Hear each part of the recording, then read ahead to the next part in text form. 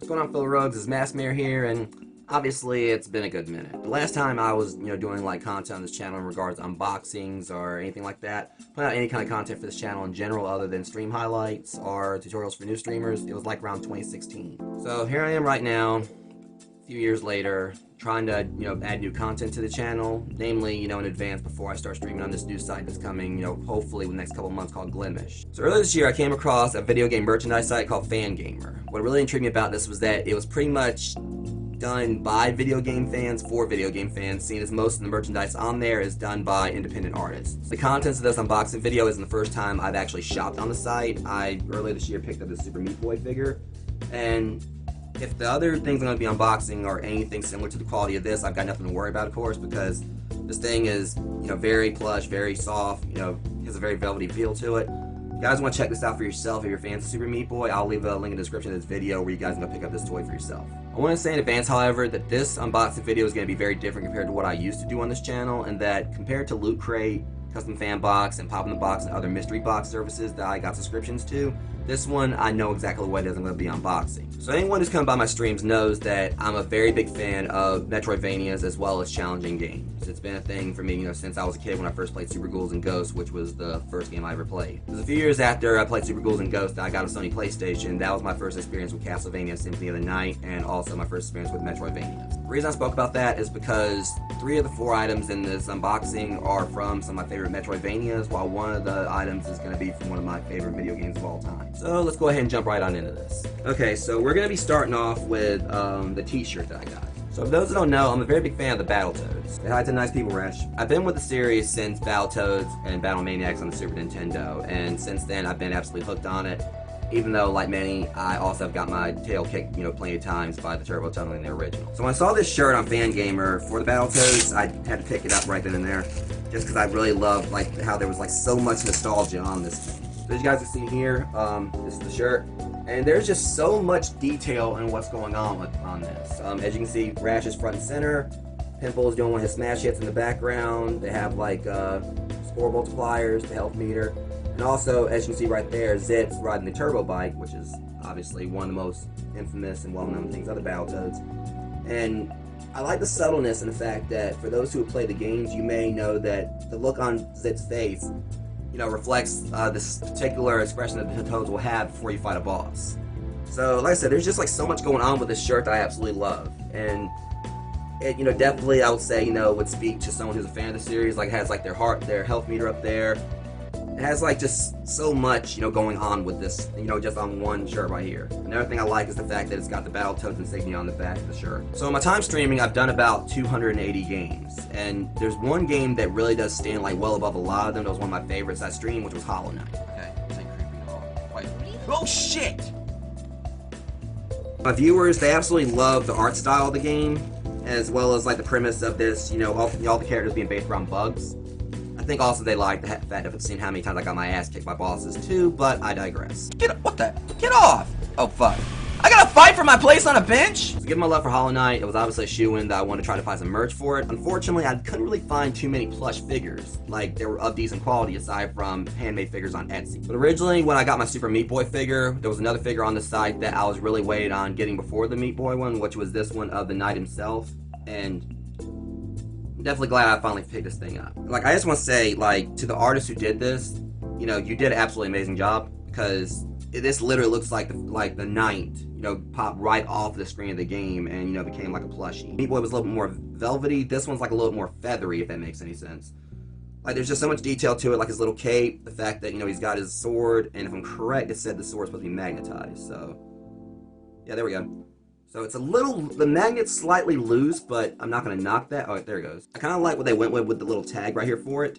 When I got my Meat Boy plush, it had a buzzsaw, which is of course one of the main obstacles from the Super Meat Boy game. And probably the cause for a lot of broken controllers, but not going to judge. I kind of like that they went with the little grubs here. For those who don't know, the grubs are collectible in Hollow Knight, probably one of the most reoccurring collectibles in the game.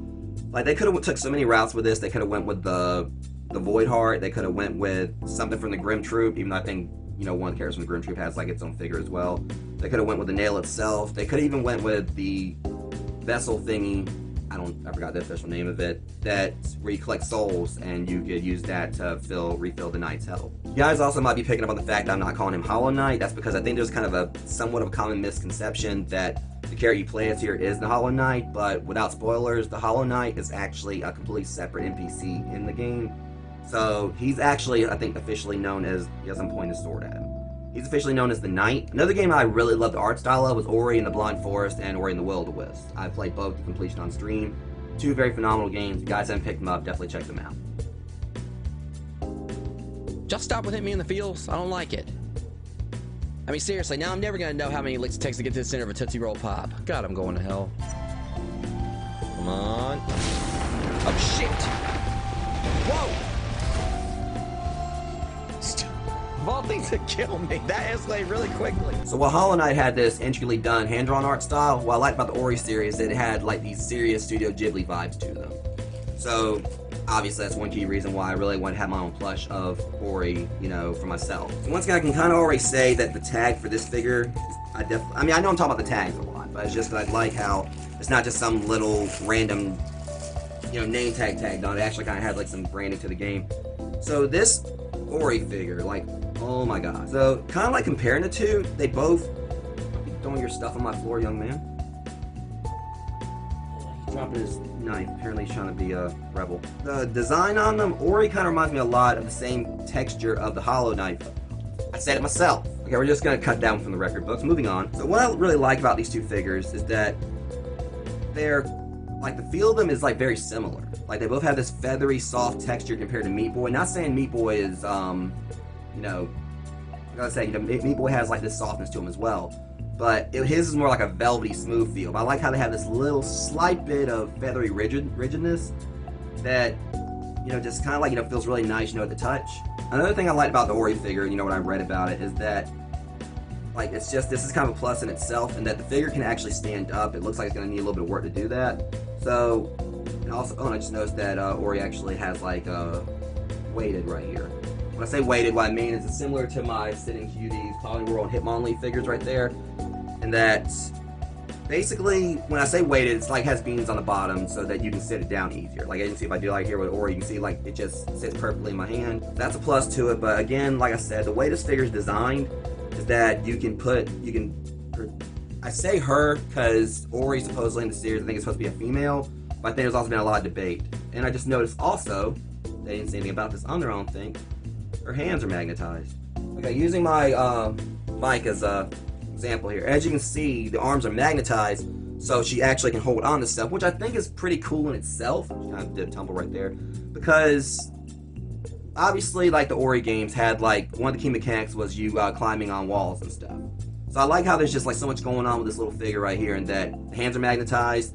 The tail is, if I can get it to work, is set up to where technically the figure should be able to stand.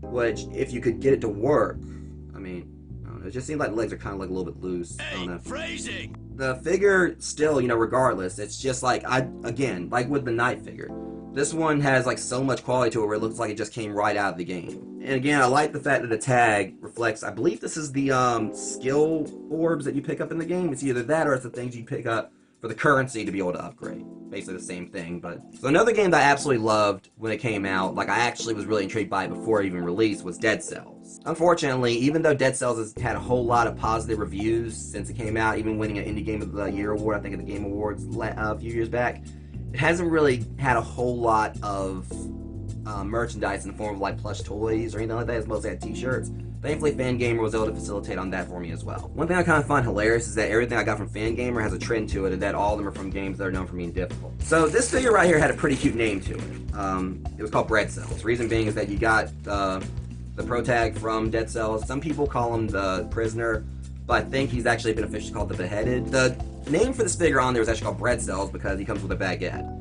So, again, I like the whole thing with the tag definitely reflecting the branding, and that it has like the actual cells you collect in the game to level our boy up here, right here up, or at least get him new stuff to kill people with. It's supposed to be magnetized. Yeah, I can feel the magnets right there. Just gotta get them. Let's see. I think I know how this works. He's like lovingly caressing this bread. All right, there we go. So So again, absolutely loving the quality of this figure, you know, and it's a very cute concept for a character who's known in Dead Cells for, you know, flipping people off. I mean, he has to, he can't really speak. Another thing I like about the baguette here, kind of made me think of something, is that this reminds me of how far the developers in Dead Cells went with the food system in there. Like, you normally don't see this, but for those who haven't played Dead Cells, what the developers did is they had set it up to where the health pickups, you could change how they looked. Like, they had like one for monsters, so your character will pick up things, I guess, like organs and things like that and eat, and one for carnivore where you could pick up meat and such. But another one they had was pretty much for vegetarians, so that your character will only pick up like fruits and vegetables. And like I said, the baguette just kind of made me think about the food system in the game and how I thought that was pretty cool how the developers set it up, you know, set up something in there that normally some developers probably don't even think about. And that, okay, there's these health items, but what if, like, it's someone who's a vegetarian who's picking them up? Would that be triggering to them or anything like that? You know, and I just think that's kind of like a nice little touch. Here I'm talking about, you know, food, you know, holding a plush piece of bread. Okay, so let's say we step away from the cringiness of all this rambling and go and see how these guys look on the shelves, huh? And here we have my shrine dedicated to all the games that have kicked my ass in the past. So, one thing I definitely want to say is that I'm thankful for the fact that my Dead Cells, Ori, and Hollow Knight figures ended up being as small as they were. I thought they were all going to be a little bit bigger, but if they would have been bigger, it probably would have, you know, made everything look a lot more scrunched up to where I wouldn't have been able to fit them all on here. One key reason why they're all kind of scrunched up together in this manner compared to my Pokemon figures is the fact that, you know, the Isaac figure I got right here is obviously has a lot more depth to it. So that's taking up like a decent bit of the room right there, and when you combine that with Meat Boy's, you know, his horizontal dimensions, it does kind of, you know, make everything a bit more cramped. But overall, I really do like the look that I got right here for this, and, you know, I'm really blown away by the quality of the figures. Like, just like with the Meat Boy figure, you know, these three, like, were phenomenally done. You know, just kudos to the artists who put these together. And I'm definitely going to continue to buy more from Fangamer in the future. So anyways, that's it for this video. Hopefully I'll be able to do some more unboxing for you guys in the future, but in the meantime, if you guys want to follow more of my endeavors in regards to streaming, feel free to follow me over on Glimish. The site hasn't launched yet, but you can still follow me over there for when it does launch. Much love, thank you guys for watching, and I'll see you guys in the next one.